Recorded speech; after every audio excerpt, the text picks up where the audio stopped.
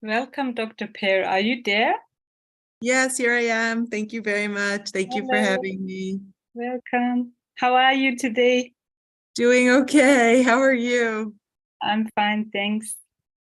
So Should we I will, try to share my screen to see that it works for the oh, presentation, or should I wait for that? you can try it right now. It's okay. Okay. So that we can start on time at 6 p.m. Okay, great.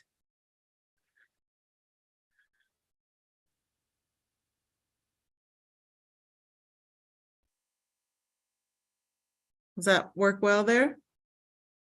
Sorry? You can see my screen well. No, I cannot see it right now. Oh, no? Now something is happening. Ah, right. Now I can see it very well. Perfect. Okay, great. Perfect. So where are you currently? I'm in Jerusalem here. Oh, nice. How is the weather? My husband just told my son, he said, Mom has to go speak in Vienna. He's like, you're going now? I said, no, on Zoom. The weather was beautiful today, very sunny. How about in Austria? How is it? Oh, it's so cold. I think we have only 1 degree, or I don't think not even that. And we have also a Wow. little bit of snow. So you are Wow. much luckier than we are. Well, that's good. It gives me hope that it's not all global warming and No, not thank in you. Vienna. Not in Vienna. I got to have Professor Ednan Aslan here in our home. So Mhm. when he was visiting Jerusalem, Yeah, but hopefully I'll get to visit you all in Vienna one of these days. hopefully. You're always welcome here. Thank you. And Tamara, what is your specialty of research? I'm a pre-doc and I work with Professor Aslan in Islamic religious education also. Exciting. Do you have a particular focus, what you'll write on for your PhD or? We have a project about the yield of Islamic religious education in Austria, and that is what we're working now on. So, okay.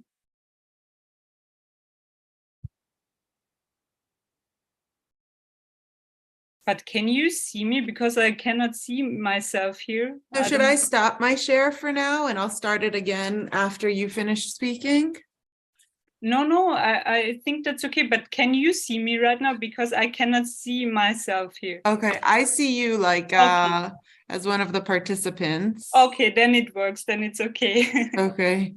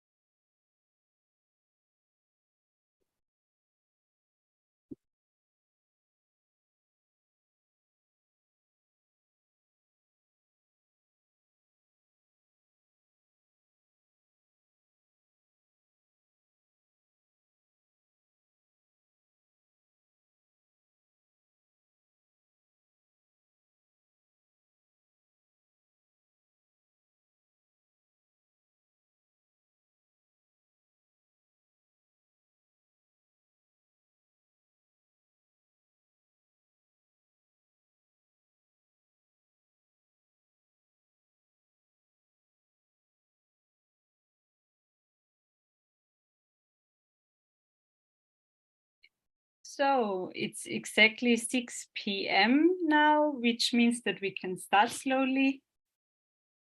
Hello and good evening from Vienna, ladies and gentlemen. My name is Tamara Nili Freudenschuss, and on behalf of the Department for Islamic Theological Studies of the University of Vienna, I would like to welcome you to another interesting speech as part of the lecture series, Religions and Science in Current Discourse, Areas of Tension, Challenges, and Opportunities.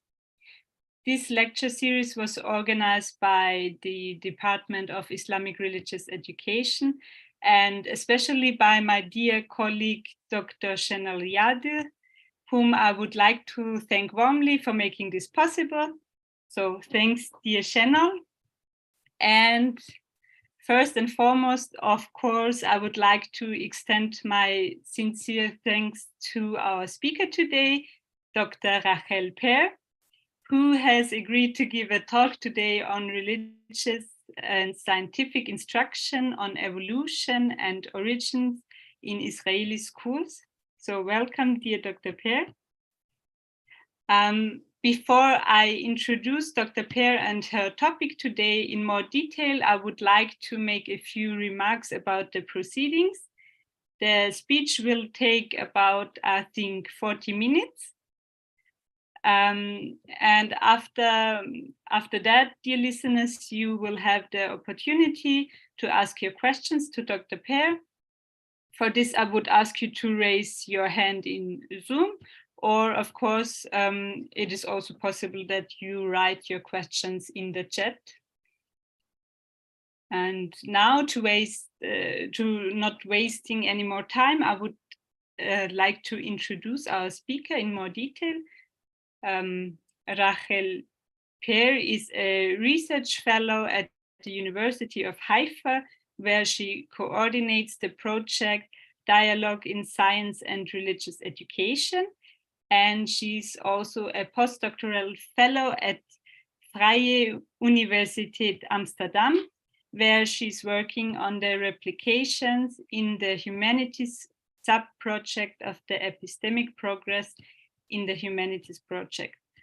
She co-founded a researchers network for those who study the interactions of science and religion in society in the Middle East and North Africa, and co-teaches continuing education courses for teachers on evolution and Judaism. Dr. Per lives in Jerusalem with her husband and their 5 children. Dr. Per will now hold her lecture on religious and scientific instruction on evolution and origins in Israeli schools, where she will present to us, among other information, preliminary results of her interesting project at the University of Haifa, Dialogue in Science and Religious Education. Dear Dr. Per, I hereby turn the floor over to you, and we are looking forward to your speech. Tamara, thank you so much for that beautiful introduction, and really thank you to everyone at the University of Vienna, at the Institute for Islamic Theological Studies for the invitation, especially my dear friend and colleague, Professor Adnan Aslan. We're very honored that he is an academic advisor to our project at the University of Haifa. And I am so pleased that here where I'm sitting in Jerusalem in my home, we even got to have Professor Aslan over for a very, very memorable evening for dinner. And it's really a joy and a thrill to be able to continue the collaborations.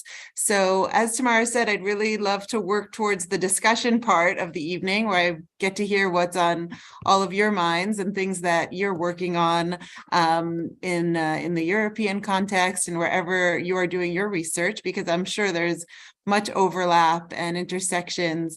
But I will start by beginning to talk a little bit about the project that we are doing here to share some data, things that have not really seen publication yet. We're still working on the end of the data collection, and then we'll be working on articles on these topics. So it's exciting to be able to share with you some of the information as it's in preparation. In particular, I'm going to share with you much of the data that I was able to collect in terms of in-depth interviews that we had here in Israel with Bible experts on the issue of should the interface of evolution and creation be presented in Bible class. So that will be a lot of the material, but we're going to first do a little bit of an introduction and an overview so that we can get there. And I also just want to say that even though the focus is on this particular topic of teaching about religious and scientific perspectives on origins, we do have the overall question in our study of, could this be a case study of something much larger? If we could figure out how we could talk about the subject, which is considered sensitive or loaded or not so simple for people to talk about because there seem to be differences of opinions. If we could work on talking about this complicated subject, could this perhaps also help us think about how we could talk about other sensitive and important subjects in our classrooms? So just as a very quick preliminary word of information, I think I also see that one of my colleagues from the project, Nijmi, has joined. I think I see you in the dark there. You're not so lit up, but I will just introduce her very briefly to say that Nijmi is writing her PhD specifically on the Muslim responses in our project. So as you see here, there's 4 very overall streams of education in Israel. One of them, our project does not relate to at all. We do not have any of our questionnaires or interviews with the ultra-Orthodox independent schools, but the project has interviewed and had questionnaires go out to the 3 other school systems of the state general secular Jewish schools, the state Jewish religious schools, and the state Arabic language schools. So Nijmi is doing all of the research in the Arabic language, and hopefully she can speak to us a little bit about any questions that come up on that. I will present a tiny bit of her data, but I'm very, very excited about her project, and she's doing amazing things. For example, translating the questionnaire that's been used around the world in English and in French called the MATE, the Measure of the Acceptance of the Theory of Evolution, and she coordinated the first translation into Arabic that we know of. So that's a very exciting part of our project as well. And I'm excited for her to hopefully chime in a bit. But I just wanted to share the context of evolution education in Israel, which is that for many years there were some complaints that certain parents or other members of society were worried that evolution was not being taught enough because it was such a sensitive subject. And so therefore there were curriculum changes that went into effect not too long ago. And in particular in 2015, the evolution unit, which had been an optional unit in the biology curriculum, in the biology major in high schools, switched to be part of the ecology unit, which is a mandatory unit.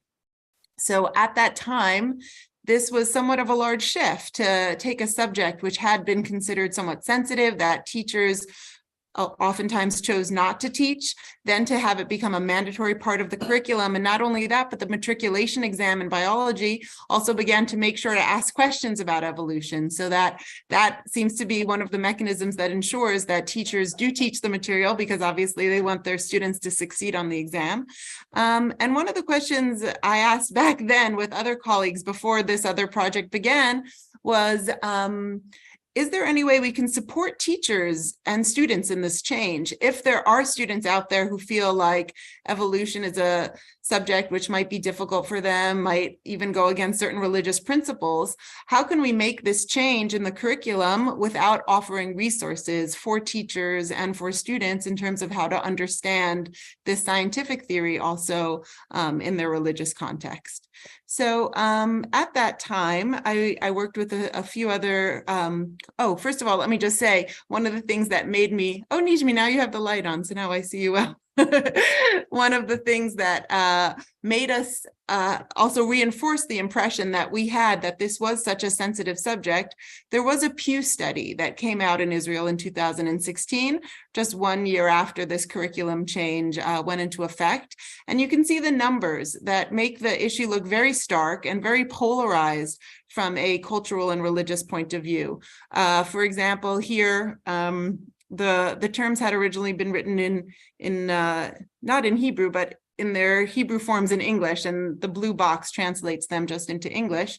If you see in terms of the percentage of Israeli Jews who say humans and other things have evolved over time, so again, the segment that our study does not relate to is the ultra-Orthodox segment, but still that's obviously a very low number of only 3% of the population that's self-defined as ultra-Orthodox, agreeing that humans and other things have evolved over time. Of the Jewish religious population, only 11% agreed. Of the traditional people who self-defined as Jewish traditional, only 35% agreed that humans and other things have evolved over time. And then there's a very large jump in terms of secular Jews who agreed with that statement. And the numbers were sort of similar for Muslims and Christians as well, because as you see, the percentage who say that humans and other things have evolved over time for Muslims and Christian here were about 38 and 37%, which is quite similar to how the numbers for traditional Jewish Israelis.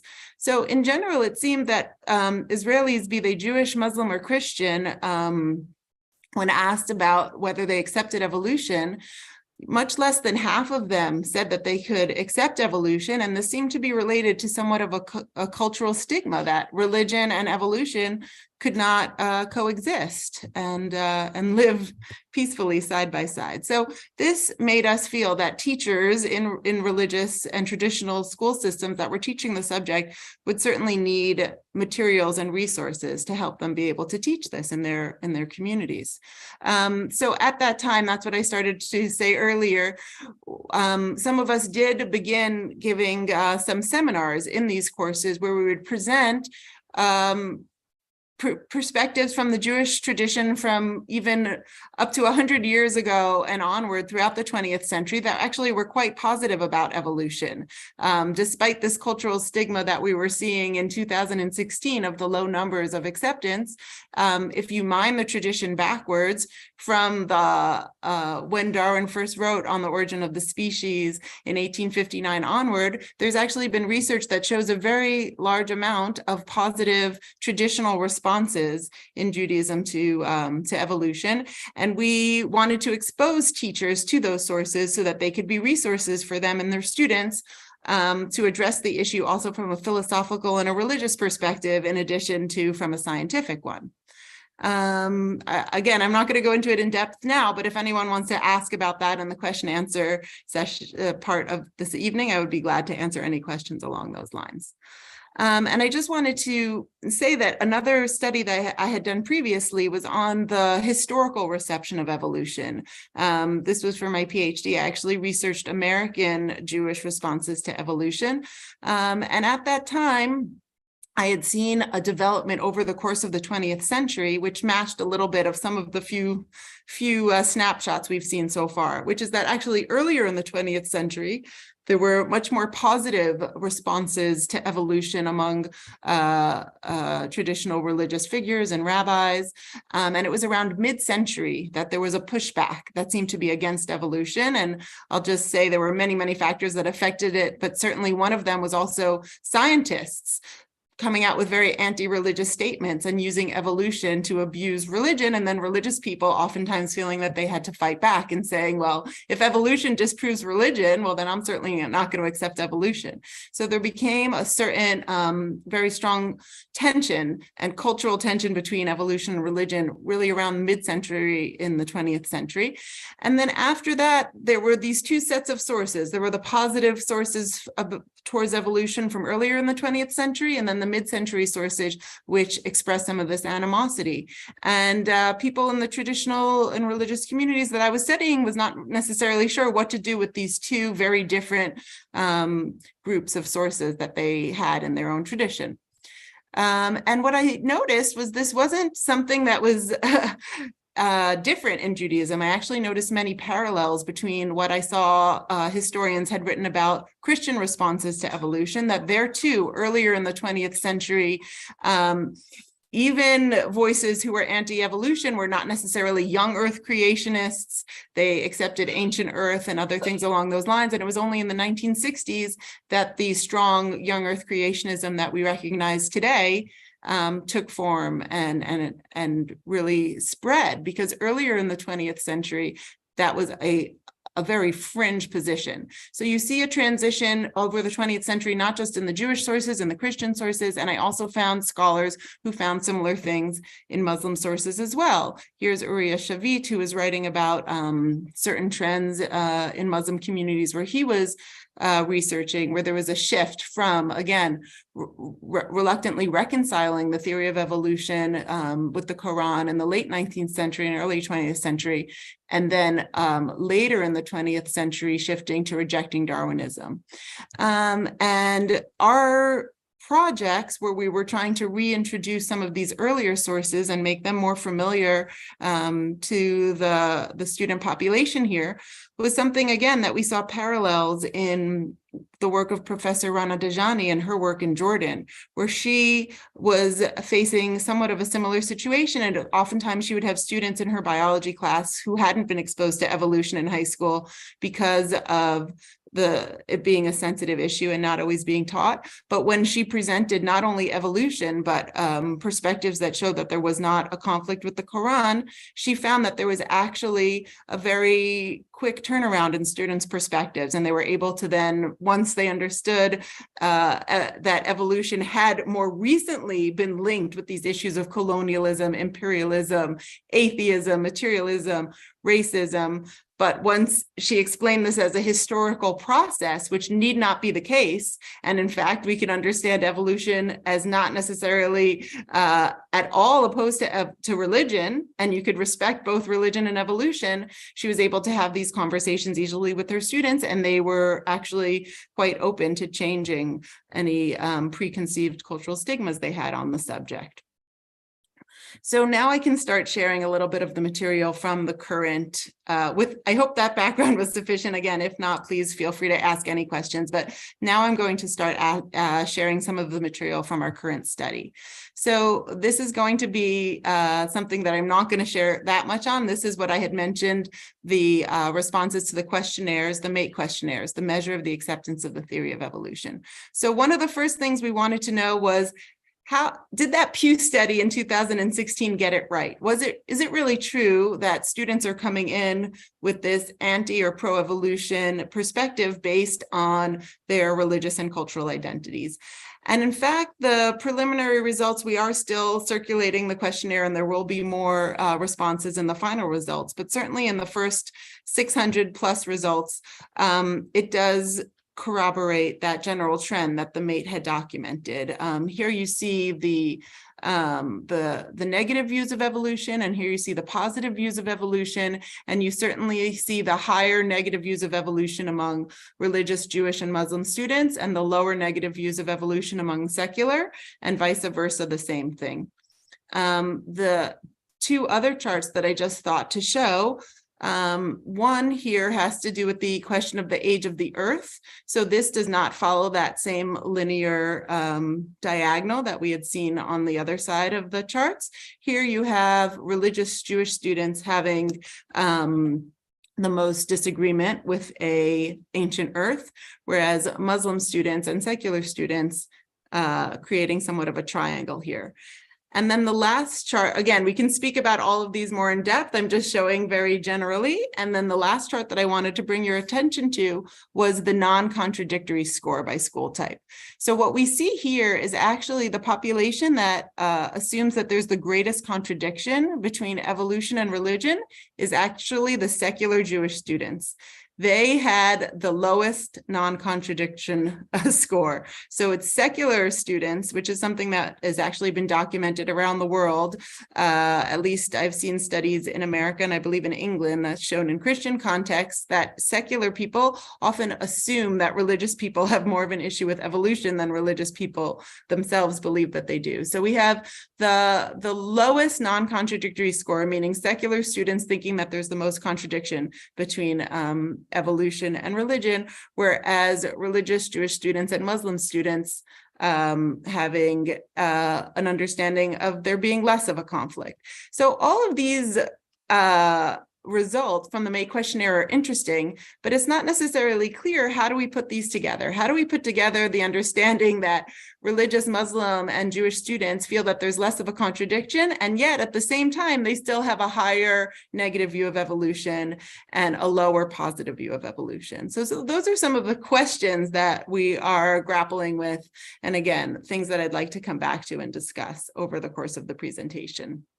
What is also really interesting in these questionnaires is there's always space left for open answers, for students to write in freehand what they would like to add. So they don't only have to answer in a 1 to 5 scoring system, they can also add their own views. And I feel like this very much enriches the data. So here are just some examples that Nijmi had brought from Muslim students. We have, obviously, there's actually another woman, Netta Dagan, who's writing specifically on those who answered in Hebrew as opposed to Arabic. And then all of this has been translated into English for international presentation.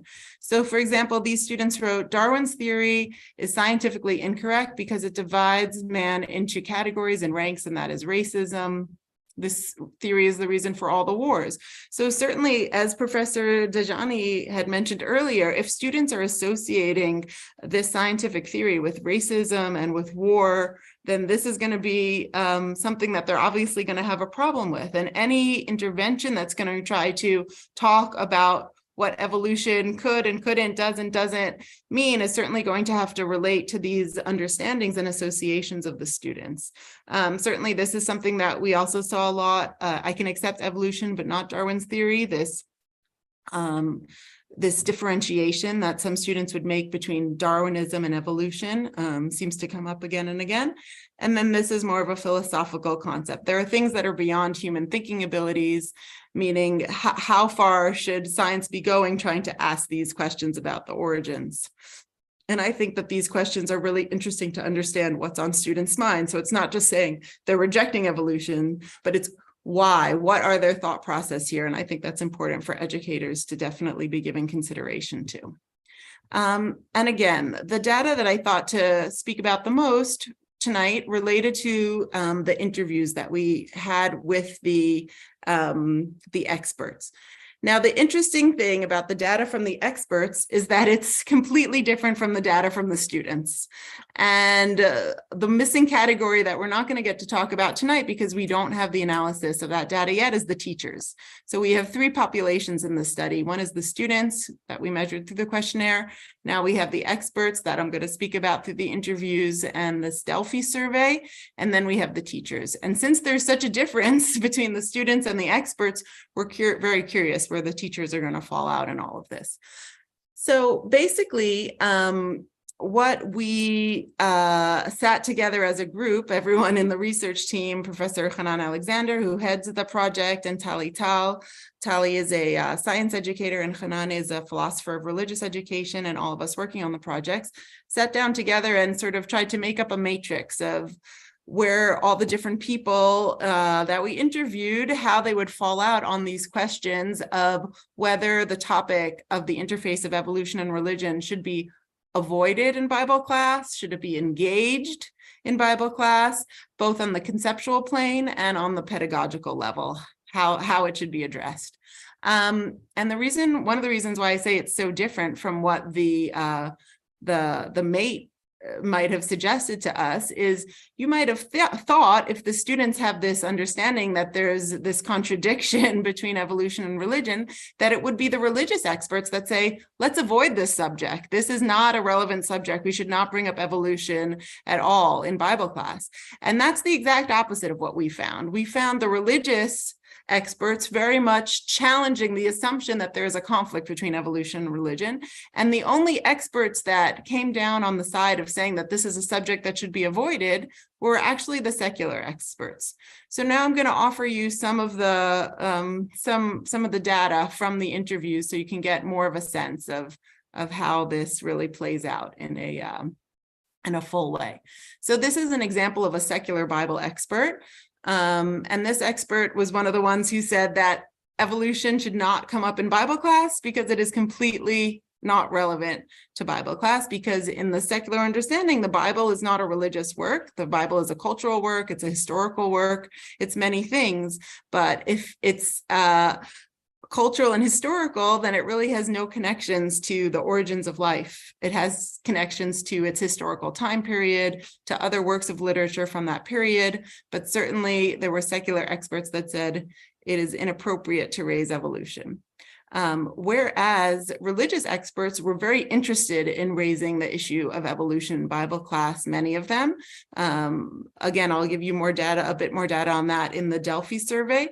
But the assumption is that from these experts was that there is no conflict at all. Here's a quote from one of them. The approach of most of the traditional Bible commentators on chapter 1 of Genesis is that it's not describing the creation of the world. There's no realistic description, so there's no conflict with any theory. You could bring any physical theory and it could work because there's nothing here that is a competing theory. And they thought it was some of them thought it was very important to make sure that some of them assumed that students already understood that there shouldn't be any conflict with evolution, and others thought that it's important to explain that. So this is one of the places where we saw the gap between the students who assume that there's a conflict and the experts who understood that there is no conflict in their view, and maybe sometimes assumed that the students would know that as well. But the question of what to do about that gap between the expert views and the students' understandings is definitely one that we would like to think about more. Again, getting back to the idea of the non-contradictory score that we saw among the students, that is something that we saw paralleled in the experts. The only experts that really came out with the understanding that there is a conflict were not the religious experts. Again, it was secular experts projecting a conflict onto the religious population. So this is the secular expert who said the religious perspective did not accept Darwin and refuses to accept and integrate evolution until today, not only in Judaism. So this is a view that they have of the religious perspective necessarily being in conflict with evolution, which is fascinating because the religious respondents were not expressing that about themselves, but secular respondents were expressing it in terms of their understanding of the religious view. And this related a bit also to how the issue should be presented in the classroom if we move over to the pedagogical side. There was the issue of diversity raised by the experts, and only one expert cited diversity as a reason of why they thought perhaps not to raise the interface, because they themselves did not think there was a conflict, but they didn't know if it would be appropriate to teach that to all of the students, especially not in the curriculum as a mandatory part, because maybe some parents in some communities would be opposed to that. But there were a number of experts who raised the issue of diversity as a reason to engage in the subject, especially in the secular stream, because they felt that even in the secular stream, there are traditional students who are learning there, and it would be very relevant for them.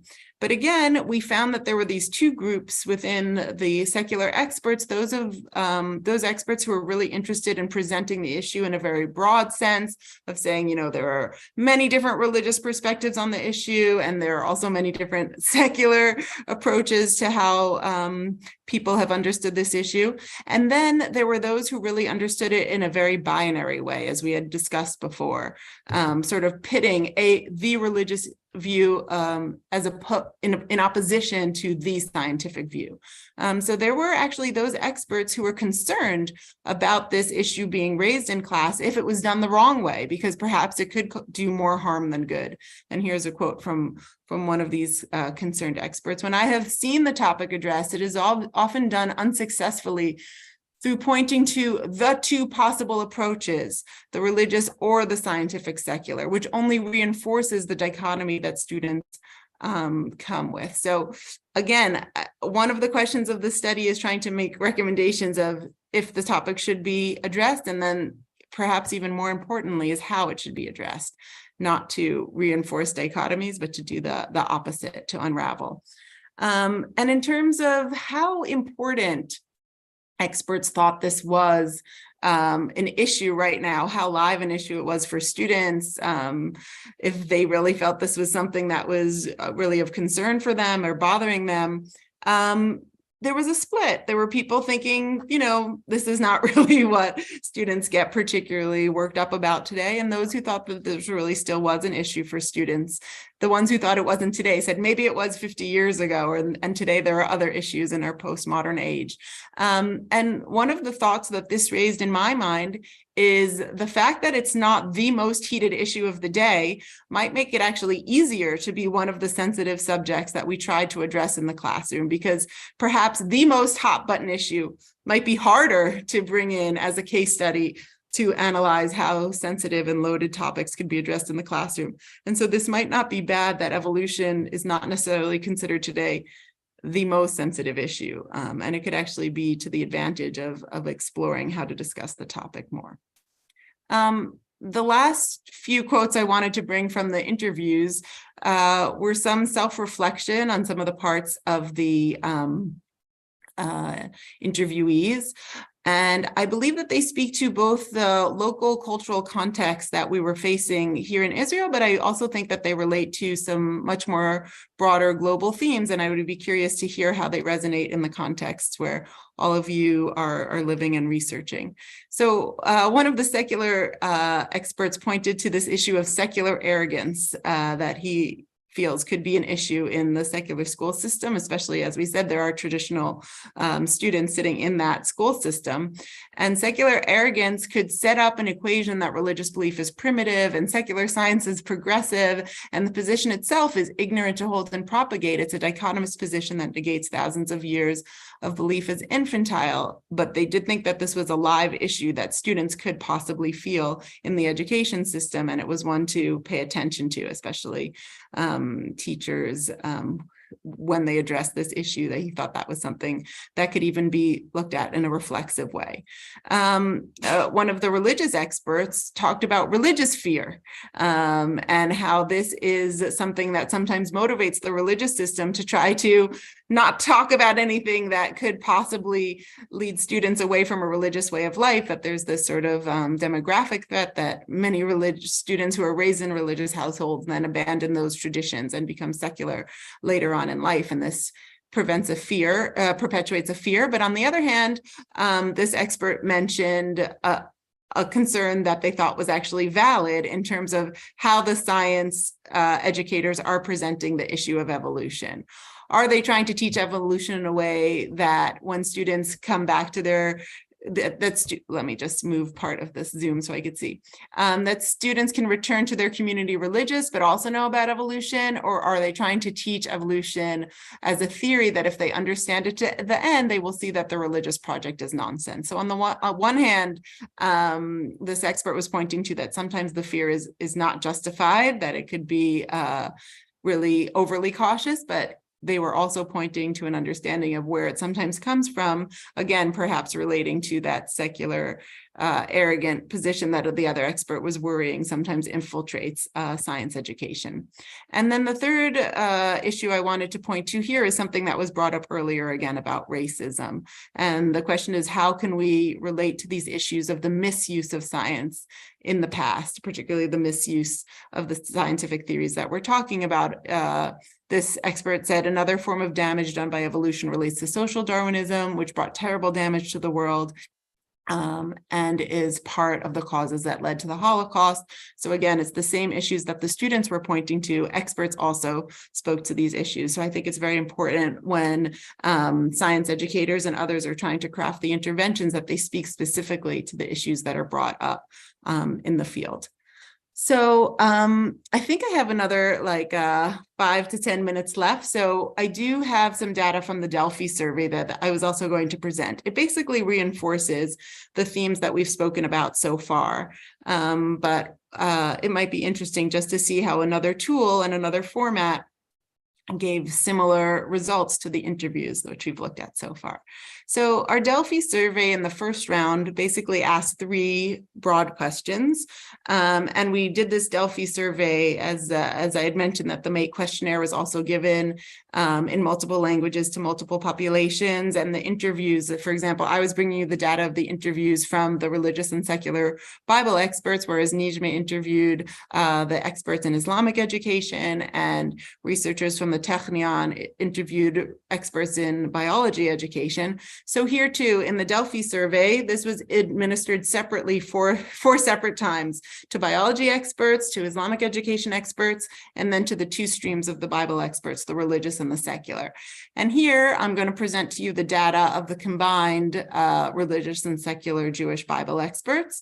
And again, if we want to reference Islamic education experts, we have Nijmi here and we can ask her, and the biology experts, I have some of that data accessible as well. And we're going to do a comparison between all the different groups in the articles that we're coming up with. So the first question is, should the possible relationships between religion and science be discussed in Bible class?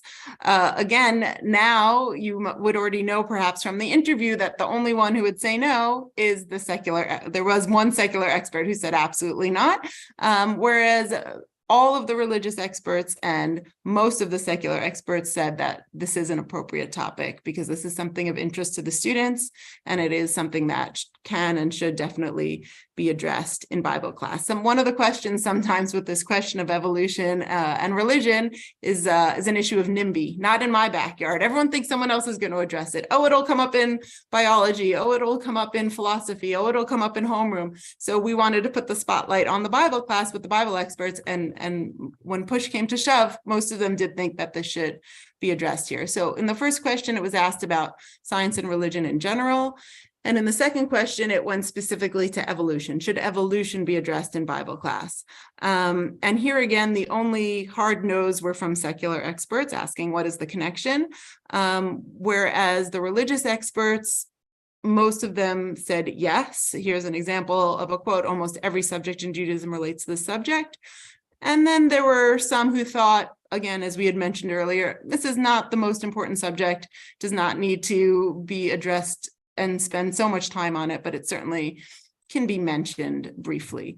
And then there was a third question in the first round of the Delphi study of what we had mentioned before, how should it be addressed? So here it was sort of interesting.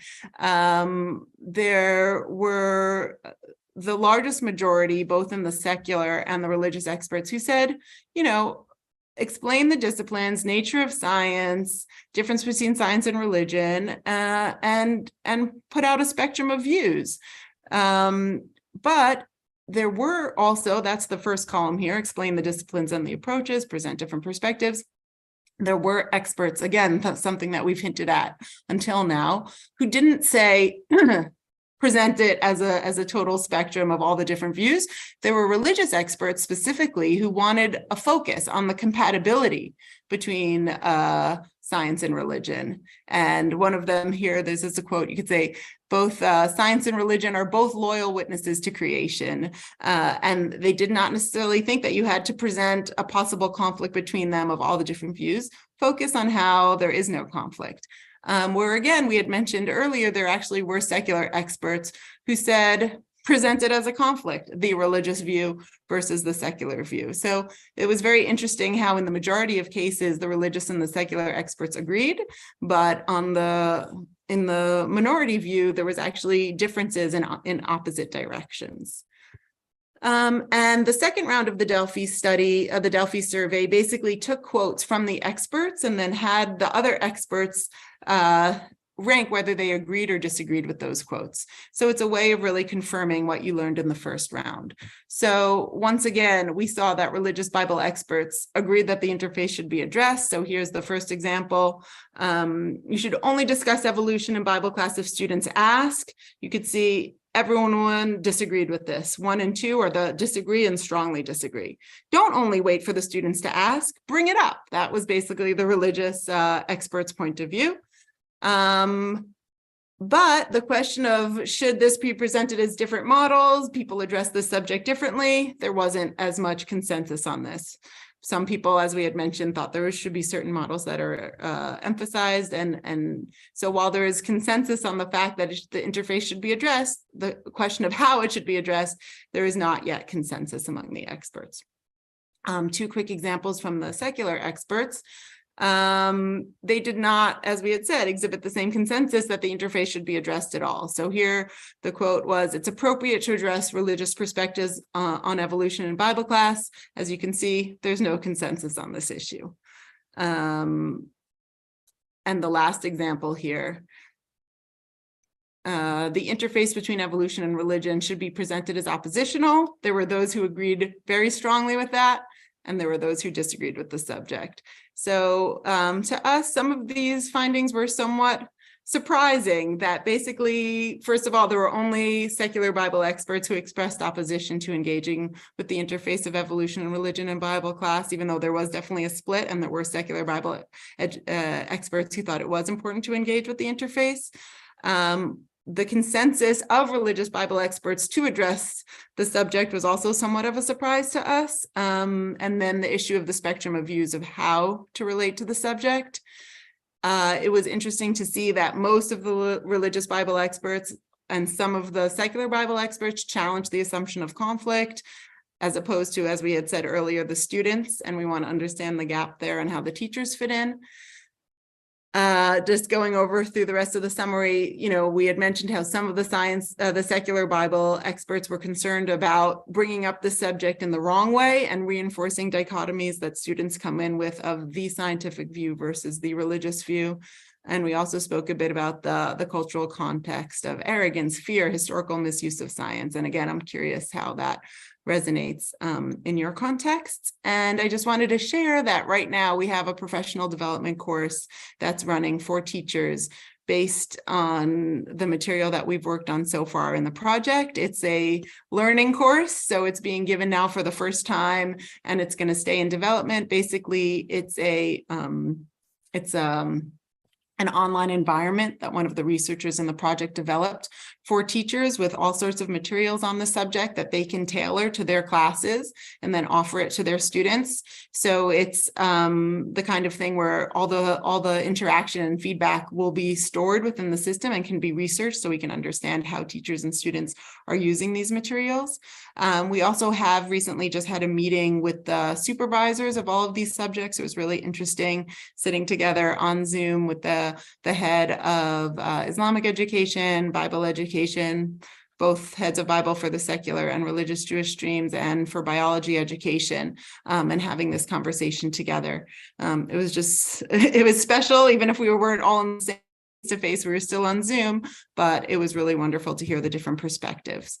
I had outlined a few different questions that I also thought might be interesting for us to discuss. I was curious about our religious and cultural identities reinforcing perspectives that are overly critical of science. This is something that perhaps we see around the world. And then I guess the next question is, what do we want to do about that as people involved in education? Are there education interventions that could nurture students' abilities to engage with evolution in a deeper fashion and perhaps disrupt cultural stigmatization against the notion that evolution and religion could work together? And through these processes, could we perhaps encourage more respect for both science and religion? And I did want to leave my email address. Hopefully we'll have a chance to talk, but if people also wanted to send me anything by email, I'd love to stay in touch that way as well. And as my parting farewell, I did also just want to mention, I know Tamara said how we currently just recently began a researchers network for people who study science and religion, interface in society across the Middle East and North Africa. And we do have a call for papers right now. We are looking for emerging scholars and anyone who's been looking at these subjects. And we'd be really thrilled to have more people submit papers and get involved in the network. So if you happen to know anyone who's researching things in those subjects, I'd be really delighted to get to know them. And I will stop my screen share at this time. Let's see.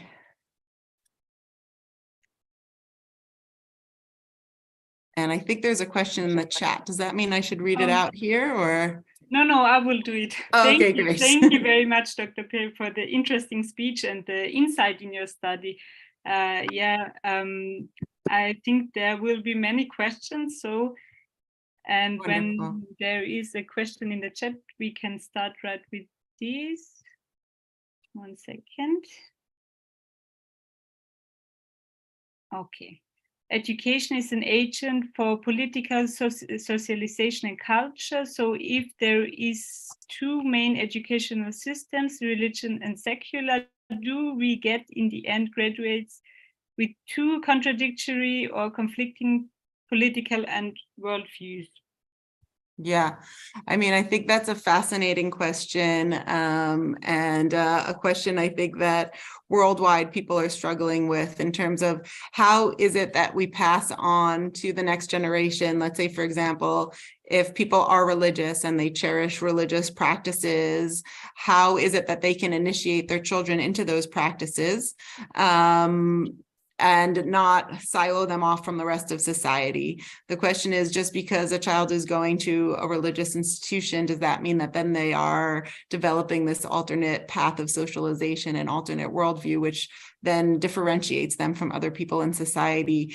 I could give you an example. I grew up in the American context, and we were just talking about it around our table. We have a friend who opened a Jewish school, and one of the questions was, well, shouldn't American Jewish children go to the public school system and not separate out to learn religious education? And this person had said, well, he had three heroes in his life. One was Martin Luther King, one was John F. Kennedy, and the other was a Rabbi Abraham Joshua Heschel, who was also marched with Martin Luther King in the civil rights movement and was very much a leader in those causes. And he said those three individuals are very much known for their universalism, but what they all have in common is they went to a parochial school to start their education.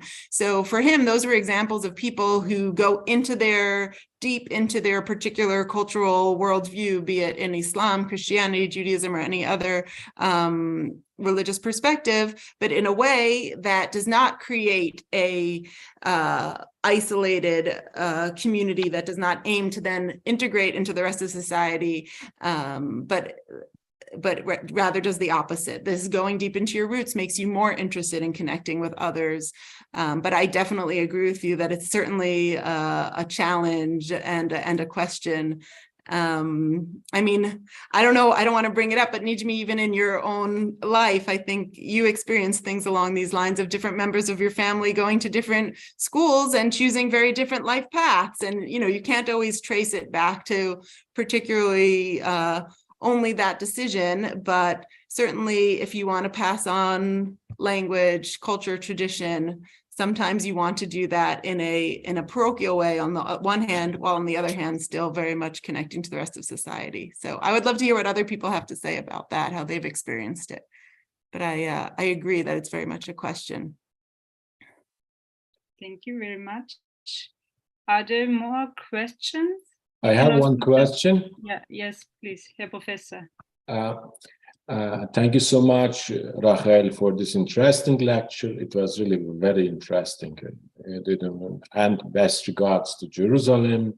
We miss you. Thank you, Rachel.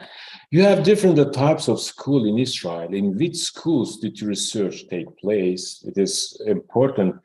I would be interested to know how the students deal with these differences, Did you talk to the students about it? How do students deal with these differences in science, religion? They have differently teachers.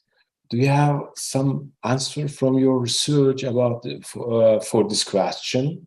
How the students in the schools, different types of schools, deal with these differences? Science, religion, and same question to you, Najma, same in Islamic schools, in Israel. How is the situation in Islamic schools? Perhaps some teachers tell different stories about science and religion in different subjects. They have more problem in this debate. Mm-hmm. Thank you so much. Yes. Thank you, Adnan, for that question. So I will say that it is considered a more sensitive subject in the religious school system. Certainly, usually when you have an anonymous questionnaires in the secular stream, we were allowed to just distribute them without, for example, getting parents to sign consent forms. But in the religious system, because it was considered so sensitive, they also wanted to make sure parents were aware and agreed to the study. Certain schools did not even want the students to necessarily participate in the study. So it was definitely a question in that regard. And I will say that it sometimes, again, it's something that I tried to allude to a little bit when I was speaking, but I think that it's an identity issue in both directions. I've told this story of secular boy who I met who we once asked him if he wanted to join us for a certain religious ritual. And he said, oh, I don't believe in that. I believe in the Big Bang and evolution, and meaning that the science for them takes on also a cultural identity, again, which is sometimes seen as oppositional. So the question for me is, again, how can we sort of bring these different populations to be able to not necessarily see themselves in conflict from the get-go, and to perhaps see them as being able to have these conversations in a more open fashion. I understand on all sides how evolution and religion has sometimes been certainly used, has been weaponized at certain times to different communities. The term of identity creationism was coined with regard to Native American peoples when they felt that science was coming and saying to them, everything that you've learned in your culture and tradition about where you come from and who you are, you know, that's a lie. We'll come and tell you the true story.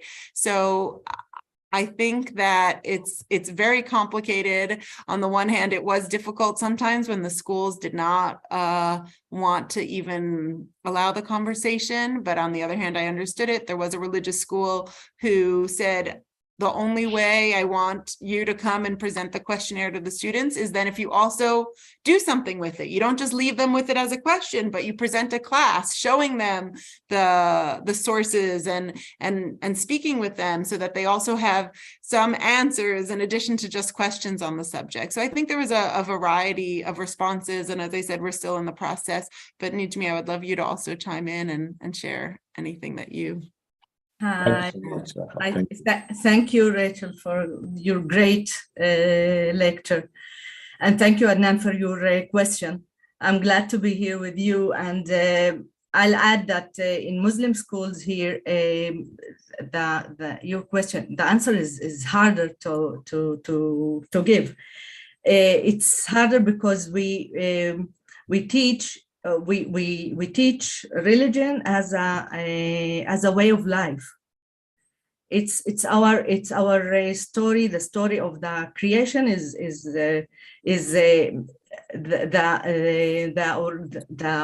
how I can say it, the most important story we learn at school. So it's very hard to come and teach evolution and not to say that it's not contradiction to the Quran. Mm-hmm. We have to work harder. We have to to deal with interpretations, with ta'wil, as we spoke about it earlier. So the story is more complicated here. That's what I can say for now. Thank you. Thank you. Thank you very much. We had a raised hand from Aysun Yasha. Oh yeah, thank you very much for the inspiring presentation. And I just wondering if within the religious sphere, Orthodox, liberal, I don't know if there are different opinions towards evolution as well, because I myself am just busy actually with a project about the 19th century Judaism in Europe, and there were a lot of struggles within the different Jewish groups. And concerning this is one point, and the other point is a just comment, as I have analyzed the atmosphere in Turkey concerning the evolution theory. Not earlier than 2011, there was a reform of the actual government, and there they just take out the Darwinism and evolution theory from the curricula. So I think it's a political Islamic decision as well. And so we have to see the different Islamic concepts and accesses to the issue of evolution as well. Thank you very much. Thank you for both of those really good questions. So yeah, certainly, you know, there's always disagreements in Judaism, and there are certainly many different opinions. And as you said, I was raised more in the Orthodox liberal tradition. And in terms of the academic research on the subject, there have been many, many figures who were studied. So when we wanted to give the introductory seminar to students, we had to pick particular, you know, recognizable figures to them. And basically our decision was we picked 3 different figures. 2 of them were very positive about evolution. I had briefly had their pictures up there on the screen. One of them was the first chief rabbi of Mandate Palestine, Abraham Isaac Hakohen Cook, who passed away in 1935. And he wrote really amazing things about evolution on the one hand. On the other hand, you could say that it was a different theory of evolution then, because it was before the Darwinian synthesis that happened later in the 20th century. So there are many different questions we could ask there, but he certainly wrote really, really positive things about how, in his view, the scientific theory very much synchronized with his religious and philosophical worldview about a very dynamic world, not a static world, about a world that was moving towards something, in his view, again, which may or may not fit with how we understand evolution exactly, because for him it was very much related to sort of a progressive movement. So we brought his views because he's very well known in the communities here in Israel. And we also brought a view that I was well known in the communities in the United States where I was raised, of a Rabbi Soloveitchik, who originally also, both of them came from the Eastern European context. One of the hard decisions was we actually also presented an anti-evolution view. So we would not strictly present pro-evolution views to the students. We presented a very well-known Rabbi Schneerson, who headed the Lubavitch movement, which is not a liberal orthodoxy. It's a traditional Hasidic movement, and he wrote very anti-evolution perspectives in the 20th century. And so we shared those as well, so that students would not think that we were coming in with just an agenda of brainwashing them and trying to show them that everyone in the tradition thought that evolution was great and good, because they knew there were rabbis out there who were saying negative things about evolution. So to give them the chance to look at and analyze these perspectives, both 2 positive perspectives from sort of very different, somewhat theological perspectives to a certain degree, but also one that opposed evolution. And part of his opposition to evolution that he wrote about was also a certain literalism. Rabbi Schneerson wrote about how even if you accept all different other levels of interpretation and understanding, there should also be truth to the literal text of Genesis. And again, for me, in the traditions that I brought up with, that was difficult to relate to, because I've always understood religious interpretations and many different levels that could go well beyond the literal meaning of Genesis. But that was certainly the view he was putting forward. And I think this turn towards a certain amount of literalism is something, again, that we've seen across religious traditions, not just something that emerged or that was strengthened within Judaism in the 20th century, but I believe you could bring examples also from Christianity and Islam and other places. And to me, looking at that is interesting. So again, certainly to your first question, there are many very, very different views that have been researched academically. And one of our questions is, which ones and how should we bring them to the students? And your second question of the politicalization is no question. I mean, all of these decisions and in what should be in the curriculum and out of the curriculum, and what does it represent and what doesn't it represent. We've had cases here in Israel too of figures having to answer what their particular positions are on these questions, and it's hard to separate politics out from all of these things, but it's important to have the perspective and the conversations, in my view. So thank you. Thank you. We have another question in the chat. Dr. Areti Demosthenos writes, thanks very much for this very interesting project presentation. My question is whether in multicultural societies like Israel, Cyprus, etc., could be better to have not different systems in the education system, but only one, and then be joined secular and somehow religious in order to have all students as acquired same knowledge? Yeah, I'm going to answer that, but I also forgot to relate to the thing that you were saying, how you're doing research on Turkey. So that means that we would love to also include you in the research network. Sorry, getting back to, so hopefully we can be in touch about that. Yeah, I think this question relates somewhat to a certain degree of what we were talking about in the first question. I will say that biology is a unified subject between the secular and the religious and the Arabic language stream in Israel. Some subjects are not unified. The history curriculums are different. As we spoke about, the Bible curriculums are different. Biology is something that is stayed unified across every educational sphere. So on the one hand, even if we can't say that there is a realistic attainable, or, I don't think that all the systems will come together. We can debate whether or not that's a good thing or a bad thing that there are these separate systems. I definitely understand what you're saying, but in biology, one of the reasons this question is so sensitive of how should it be taught in biology is because it's very important to the leaders in this field to not have it split according to the sectors, and not have a religious biology curriculum and a secular biology curriculum, and to leave it unified. So even if the general education systems are not completely unified, there are subjects like biology that have remained unified. So perhaps that's comforting. Thank you. Thank you. Thank you very much.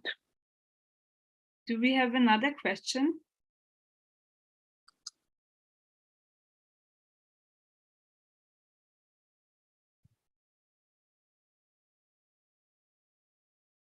I think that in the audience, there should be also some teachers for Islamic religious education. Maybe one of them could express how they deal with this.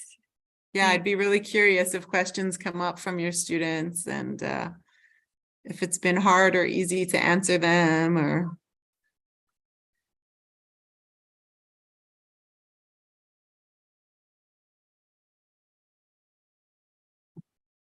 You can also write your question in the chat and I can read it.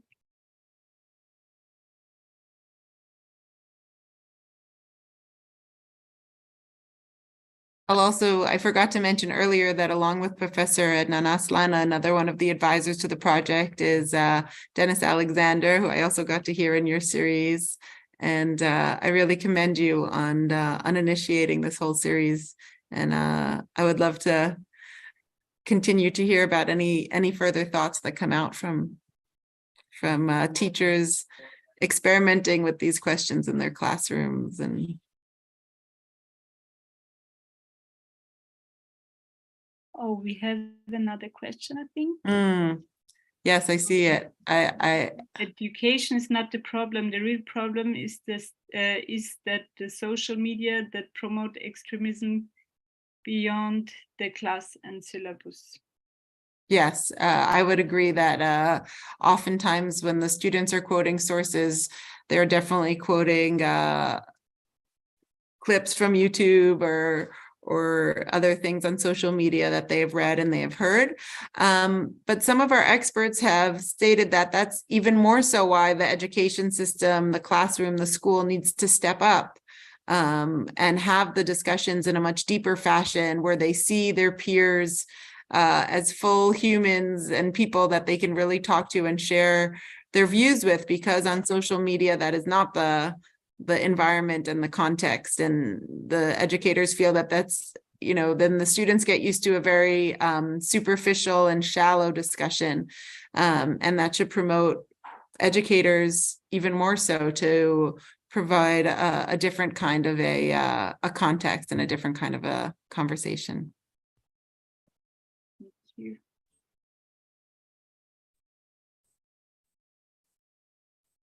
Okay. Some students already come to class brainwashed with extremist ideas. Do you have solutions for that? Okay, that's another question. Let's start with this one. Well, I think what I would say some of the experts were saying is when we feel that the students are coming with these extremist views, the temptation is to sort of throw the hands up and say, what can we do? But the educational challenge is to say, can we introduce them to a different culture of conversation and a different way of really seeing their peers and having a different way of expressing these ideas in the school system? Do you feel that that's a possibility? I don't know who is asking this question, if they feel that it's a lost cause, or it's possible to try to see how much more important now than ever the educational system is for trying to work on a different tenor. I'm sorry, I see a few other questions there. I think they're from somebody else, but that would be my solution, is not to give up and say that those brainwashed students is the end of the story, but to hopefully feel that the education system has something to do to engage those students in conversation and to bring them to a different place. I'm not saying it's an easy ask or an easy task, but I think that's one of our big challenges today. I think also, Rachel, you have to mention that teachers also with opposition to evolution, that also have the impact on the students, not only the social media or from outside the school. I think, yeah, well, you have a spectrum, you have a variety. You have sometimes where it's not only the social media which is giving negative views of evolution, sometimes it is also the teachers, and we've certainly encountered those teachers who say, look, you need to write this on the test, but just know that this is not what we believe. And these are well-educated teachers, but who have still a religious issue with evolution, for example. And then you have teachers on the other hand. So you have a whole spectrum of teachers that will be confronting this, but I definitely agree that the social media is another piece of this puzzle that cannot be ignored. Thank you. Another question in the chat: what can schools do with your results? Or to put it another way, what research gap does this fill? And I think that's also maybe a part of it. One should not react to the theory of evolution with theological reflexes. We have to deal with the scientific findings of biology. Many lack scientific skills. That is why they want to reject emotional. Well, actually, sometimes when people respond with religious responses, it is actually almost easier to have the conversation, because one of the more challenging things is people who come to say that the science has been disproven, when, sometimes they're just really sort of masking a religious opposition to evolution with a theoretic, a supposedly scientific opposition. So I don't have a problem when people want to ask religious or philosophical questions about the science. I think that's an easier question to engage with than when people have gotten misinformation about the science itself. So I think it is important to ask philosophical and religious questions about the science, as long as we can also sort of agree on what is the consensus of the science. I think that's an important point. So thank you for bringing that up. In terms of what gap does this research fill? I think there are different parts of the research which fill different gaps. I think that, again, people were curious if this Pew study approach showing the high levels of opposition to evolution among religious students, if that was actually true. So I think when we showed these results to the education system and they saw that this is what their students sitting in the classroom are thinking, I think that that was important for them to see that. On the other hand, in terms of the expert views of the interviews of what we were discussing today, that is still a work in progress. That's trying to understand, should the issue be addressed, and if so, how? I think that we are going to try to work on some policy recommendations, but I think that the conversation needs to continue with the experts. We're not going to just now plow forward. As I said, the professional development class that just began is going to keep hopefully going into the future. And this is going to have to be a prolonged conversation, understanding further the students' perspectives, the teachers' perspective, the experts' perspectives. And it's a very much the beginning of the conversation, I would say, rather than the end. Thank you. Do we have another question?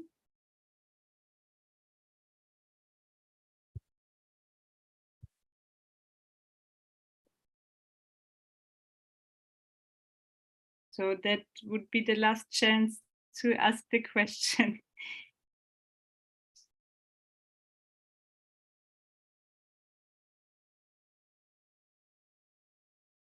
Well, Tamara, just because I see your face, you're the only one I see right now.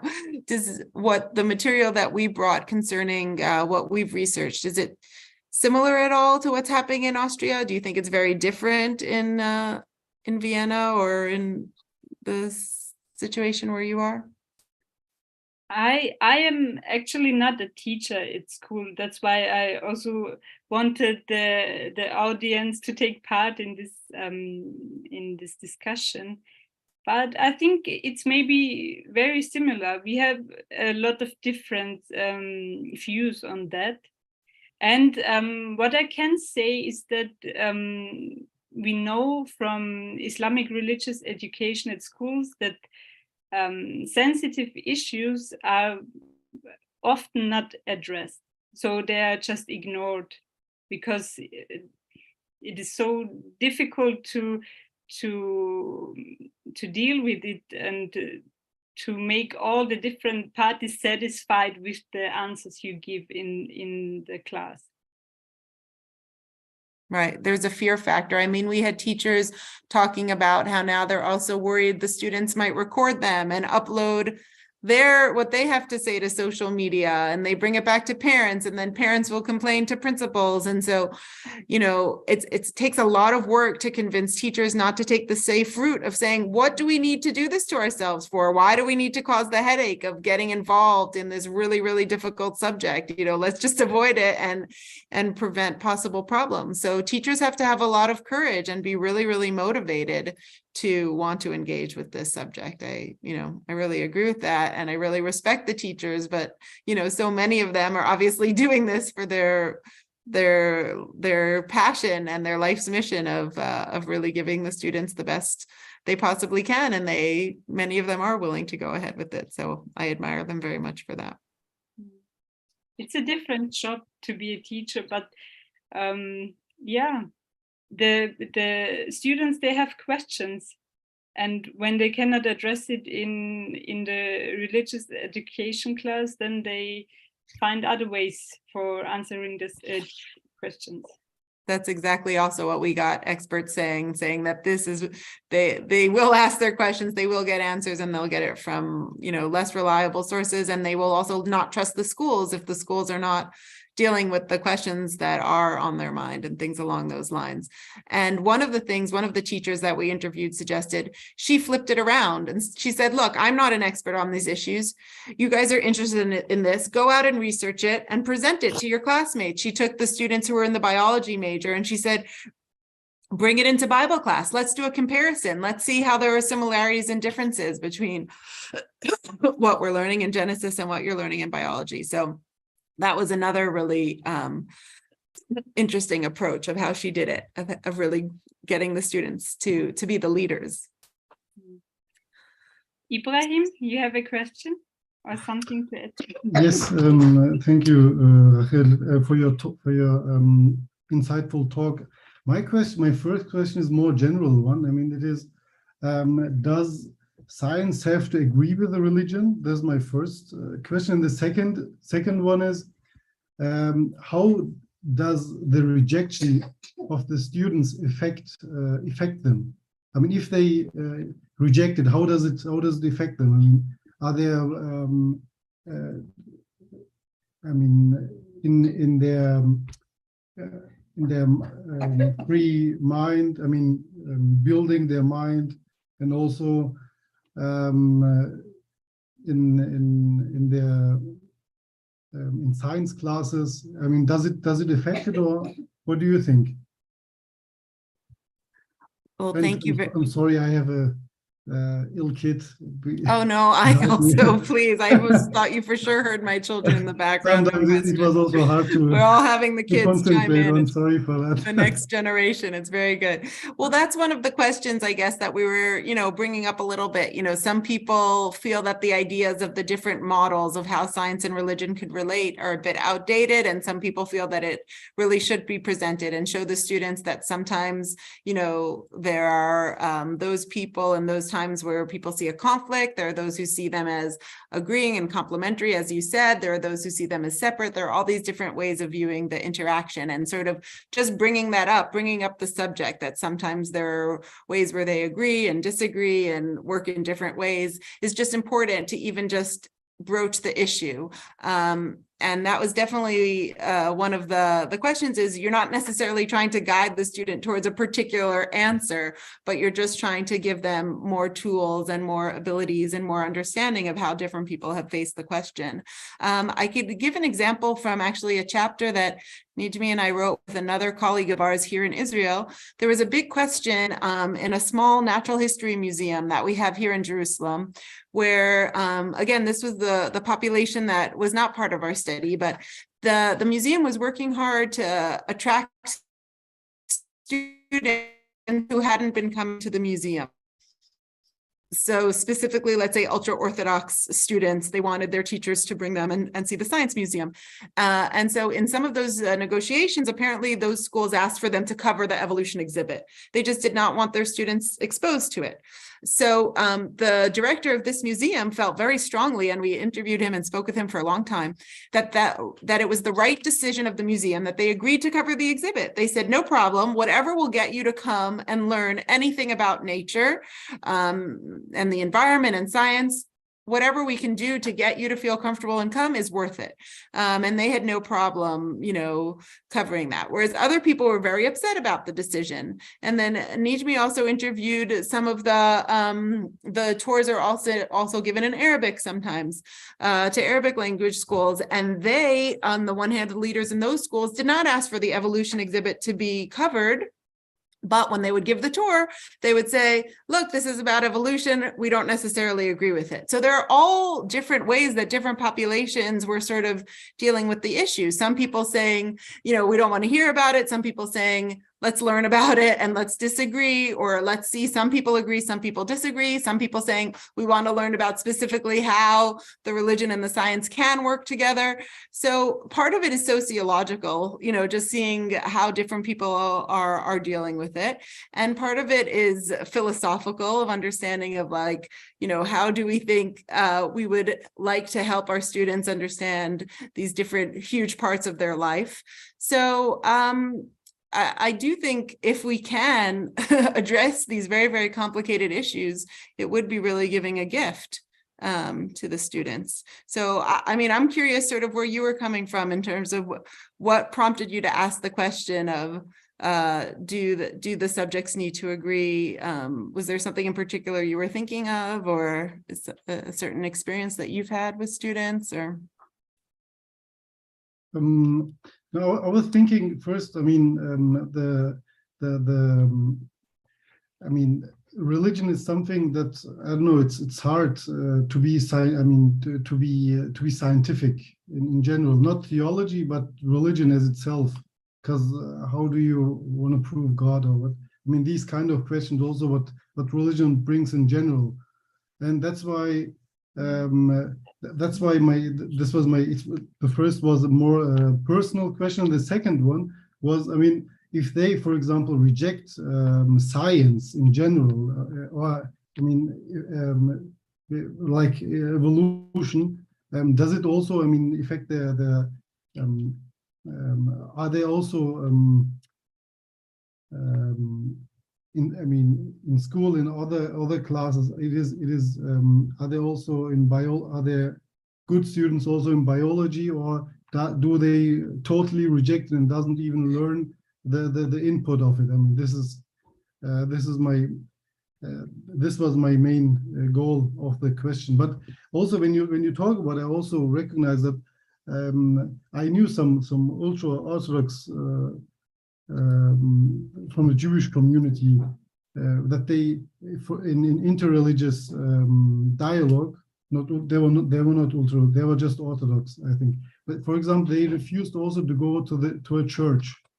Does it all? I mean, how is it? How is life then? I mean, living together when you're rejecting your counterpart. I mean, isn't it hard?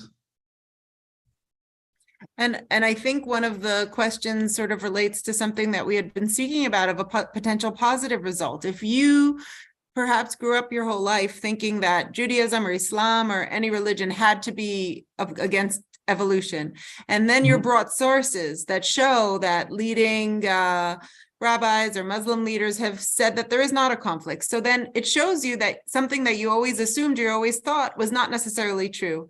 And perhaps that insight might make you think, oh, wow, maybe there is much more to learn out there in the world, and things that I didn't think were true on other subjects, you know, might make me more open there as well. So again, I think there's always the balance and the juggling act of science and secularity being sometimes a worldview that people feel is very much coming out to homogenize them, of saying, you know, your particular identity is not so special. Come and be like all of us in the world. Well, we're all just one. And of course, we're all so similar. But of course, there is also this great challenge of we want to preserve our unique traditions in addition to reaching out and loving between communities. So I agree that you're putting your finger on, you know, one of the bigger challenges of the day. And the question is, what is the place of science in this? What can it be? What should it be? And I think sometimes it's really interesting showing the students historically different cases. I know, for example, there was a book recently written on responses to Copernicus. And, you know, that's such an old controversy that we always assume, you know, that one must have been easy for religious people to accept.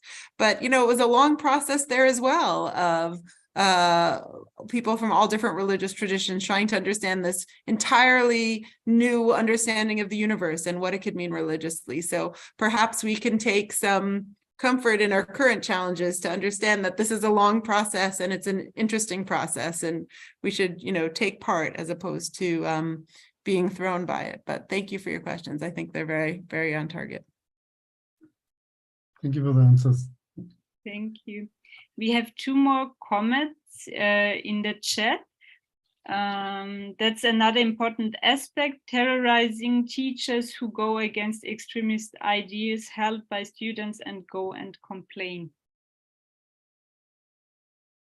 Yeah, I mean, that's part of the questions of how do the teachers get the motivations to do something which is perhaps not required by the curriculum, and perhaps could draw heat from parents and students. It's no question that's the big challenge in this one.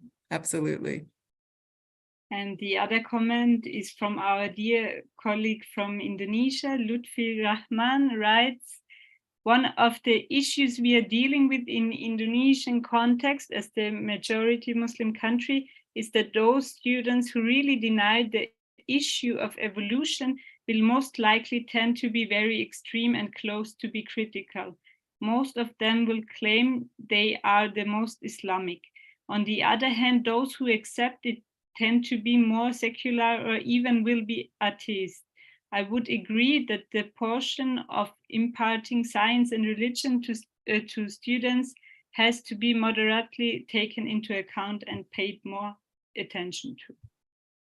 Yes, I agree very much that is the dilemma, because what you're saying is the reality somehow seems to reinforce this understanding that once you accept evolution, it's like pulling that string in the pillowcase, the whole thing can unravel. And I think that is definitely a fear that people have, that it seems if you want to be authentic in the traditional sense that you should go with a strictly religious understanding of the origins. But again, what we found in the study is once you really speak to the experts, when we were speaking to the religious experts here, we were not picking people, obviously in the religious stream, we were not picking atheists, we were picking people who were very, very religious and very committed, and they all felt it was actually quite important to speak about the lack of contradiction.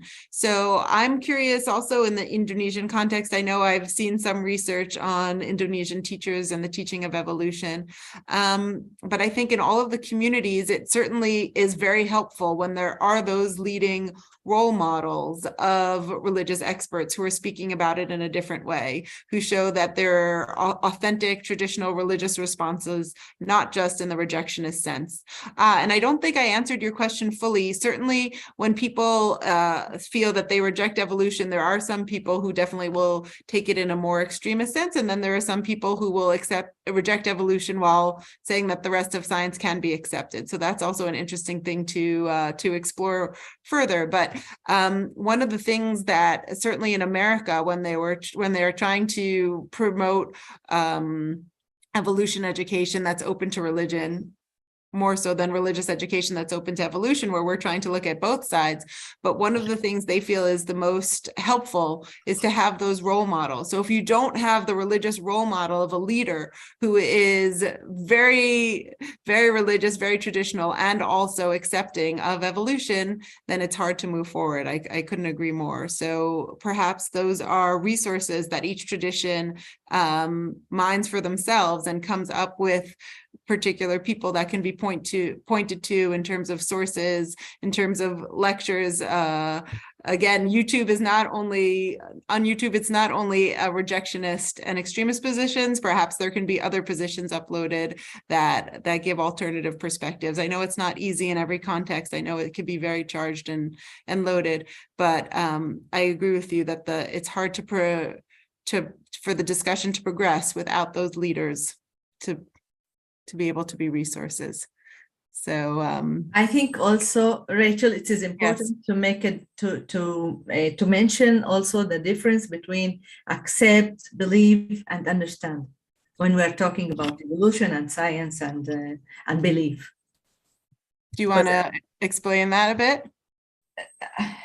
I am sure you can do it better than me. I'm giving it to you. What Nijmi is referring to is Professor Adnan Aslan's friend Hanan Alexander. He has the idea how in religious education, we have understandings that we can be within our own tradition, but learn from and about other traditions. And his question, one of his questions in this project is, could the same be true about science? For example, someone coming from a more traditional religious perspective that would tend to reject evolution, could they still learn about evolution? Could they still really try to understand the science fully, even if they're not sure whether they accept it or not? And that's somewhat perhaps of an in-between perspective that is still being explored. Is that what you were referring to? I mean, there's always the question of, as we've been discussing up until now, if you are presented, if you think that this is against your religion, then it's hard to be open enough to learn, even for understanding, even if not for acceptance. So it's always a tension that we're exploring. Thank you very much. I think we don't have any more questions, and we are quite good in time. So thanks again, Dr. Per, for the very exciting lecture. I really learned a lot today, and I'm convinced that our listeners feel the same way. Many thanks also to you, dear listeners, for your important questions and the contributions to the discussion. Yes, this concludes our session for today. The next lecture in the series will take place on, I think, 17th of January. It will be a German lecture by Professor Dr. Matthias Beck on the relationship of Christianity to natural science and medicine. Hopefully we can welcome you to our next lectures. And thanks again. I wish you a good evening. Best regards from Vienna, and thank you. Thank you so much. Really, thank you to all of you for the warm welcome and the great questions, and looking forward to staying in touch. I appreciate it.